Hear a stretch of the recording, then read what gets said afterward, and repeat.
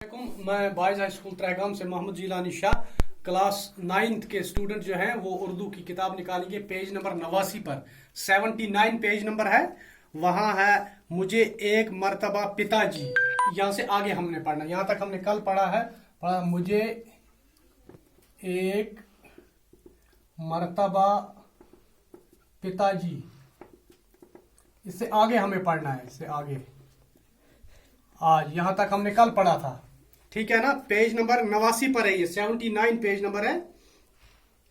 मुझे एक मर्तबा पिताजी अपने साथ शाही महल ले गए। वो डॉक्टर थे, राजा को देखने गए थे जो बहुत बीमार थे।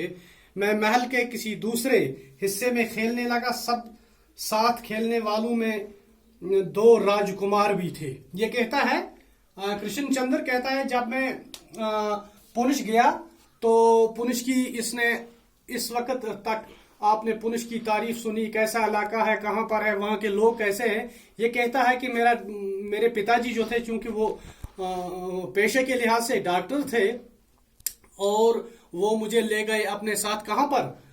एक बादशाह को, एक राजा को देखने के लिए वो गए थे। उनके महल में बीमार थे वो राजा, तो उनको देखने वो गए थे और मैं भी उनके साथ चला गया था। और वहां मैं वो मेरे पिताजी अपना काम कर रहे थे, मैं खेलने, क्योंकि बच्चा ही था, मैं खेलने पे लग गया। और मेरे साथ उस महल के बाकी जो लड़के थे वो भी खेल रहे थे। उन खेलने वाले बच्चों में से 2 राजकुमार थे। एक शाही बावर्ची का बेटा था। दो तीन लड़के थे जो राजकुमारों के करीब रिश्तेदार थे। कौन कौन था? 2 राजकुमार थे, एक बावर्ची। बावर्ची किसको कहते हैं? खाना पकाने वाले को, क्योंकि महलों में खाना पकाने वाले होते हैं, तो जो खाना पकाने का काम करते हैं वो थे। उनके बेटे 3 थे। एक शाही बावर्ची का बेटा था, उनका एक बेटा था एक बावर्ची का। 2-3 लड़के थे जो राजकुमारों के करीबी रिश्तेदार थे, और 2-3 लड़के थे जो इन राजकुमारों के रिश्तेदार थे। वो लोग अपनी अपनी चीजें दिखा रहे थे एक दूसरे को। क्या करते थे? वो एक दूसरे को अपनी अपनी चीजें दिखा रहे थे। किसी के पास, क्योंकि शाही खानदान के लड़के थे, उनके पास आला किस्म की चीजें होती, वो एक दूसरे को ये चीजें दिखाते थे। वो लोग अपनी अपनी चीजें दिखा रहे थे एक दूसरे को। शाही बावर्ची के बेटे ने बड़े उम्दा उम्दा पत्थर दिखाए। उम्दा उम्दा पत्थर, उम्दा किसे कहते हैं? उम्दा, बहुत खूबसूरत या बहुत अच्छा, बहुत अच्छा, बहुत अच्छे अच्छे पत्थर, बहुत खूबसूरत पत्थर, जैसे मार्बल के छोटे छोटे टुकड़े उनके पास थे, वो एक दूसरे को दिखा रहे थे। बेताड़ के दरिया के किनारे से चुनकर लाया था। वो जो बेताड़ का दरिया आपने पिछली दफा पढ़ा, जो बेताड़ का दरिया और पुनछ का दरिया आपस में मिलते हैं, तो वहीं पर पुनछ शहर आबाद है। तो वहां बेताड़ के दरिया से इन्होंने वो पत्थर चुनकर लाए थे। राजकुमारों के एक चचाजाद, चचेरा भाई, चचाजाद भाई कहते हैं चचेरे भाई को, ने अपनी जेब से कांच के नए स्टाइल के बंटे दिखाए। बांटे या थे कशर बैठ वनान छ, बंटे दिखाए, कांच के शीशे के बंटे दिखाए, जो उसने श्रीनगर से मंगाए थे। और ये कहने की क्या जरूरत है कि आखिर में राजकुमार ने अपनी चीजें दिखाकर हम सबको मशहूर कर दिया। मशहूर है जिस पर जादू किया, यानी हम सब पर एक जादू सतारी हो गए। हम एक अजीब व गरीब चीज हमें ये लगी मशहूर, जिस पर जादू का असर हुआ हो। हुआ हो जिस पर जादू का असर हुआ, उसको मशहूर कहते हैं। ये शहर में से निकला, शहर जादू को कहते हैं। तो हम पर एक जादू सतारी हो गया हमने जब इनकी ये चीजें देखी। उसके पास एक जेबी घड़ी थी जो गीत गाती थी। जेबी घड़ी, ऐसी घड़ी जो जेब में रखते हैं, जो क्या करती थी, उसके अंदर कोई ऐसी मशीनरी फिट की हुई थी कि वो गाने गाती थी। आखिर में वो सब लोग मेरी तरफ मुतवज्जा हुए। डॉक्टर के बेटे, तुम्हारे पास क्या है? सबने, किसी ने वो घड़ी दिखाई जो जिसमें गाना बजता था, किसी ने बंटे दिखाए, किसी ने ताड़ के दरिया के किनारे के उम्दा उम्दा पत्थर दिखाए। अब सब लड़के किसकी तरफ मुतवज्जा हुए? डॉक्टर के लड़के, यानी कि कृष्ण चंद्र की तरफ मुतवज्जा हुए।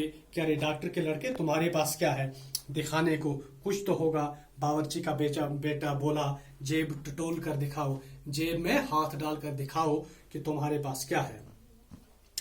मैंने अपनी जेब टटोल कर डरते डरते अपना वजीराबादी काजू निकाला। वजीराबादी काजू एक मशहूर काजू है जो बहुत तेज नोकीला होता है, खूबसूरत भी होता है। वजीराबाद के काजू उस जमाने में बहुत मशहूर हुआ करते थे, यानी कि बहुत मशहूर थे ये चाकू।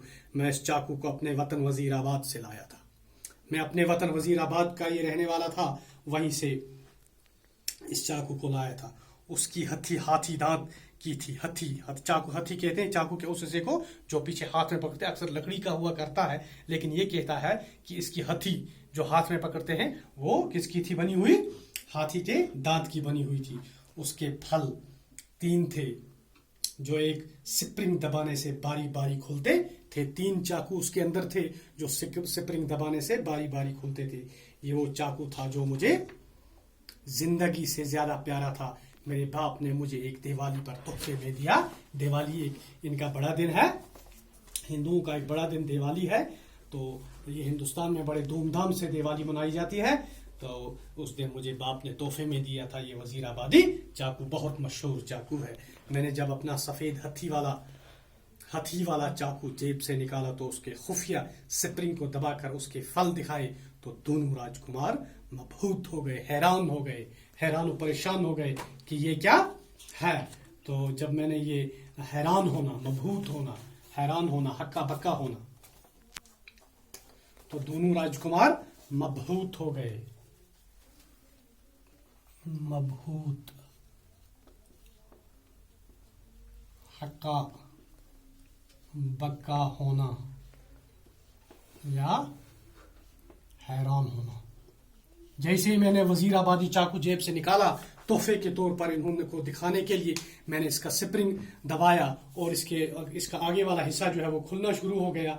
तो ये देखकर राजकुमार हैरान हो गए। एक राजकुमार से रहा नहीं गया, उसने चाकू मेरे हाथ से छीनकर अपनी जेब में डाल लिया और बोला, इसे हम रखते हैं। एक राजकुमार ने ये जब चाकू देखकर उसे ज्यादा ही पसंद आया और उसने इस चाकू को मुझसे छीनकर अपने पास रख लिया और बोला कि ये मैं रखता हूं, ये मेरा हो गया। दूसरा राजकुमार उससे लड़ने लगा। वो तो तुम क्यों रखोगे, इसे तो मैं रखूंगा, मैं तुमसे बड़ा राजकुमार हूं। और दूसरा राजकुमार जो है वो उससे लड़ने लगा और बोलने लगा, इस चाकू को मैं रखता हूं, तुम क्यों रखोगे, मैं तुमसे बड़ा हूं। इसी तरीके से जिस तरीके से हम भी बचपन में खेला करते थे, एक दूसरे से लड़ते थे, यही हाल था। ये इसका चौथा हिस्सा था और इससे आगे एक हिस्सा इसका और रह रहा है। कल इंशाल्लाह ये लेसन हम खत्म करेंगे। तब तक के लिए खुदा हाफिज।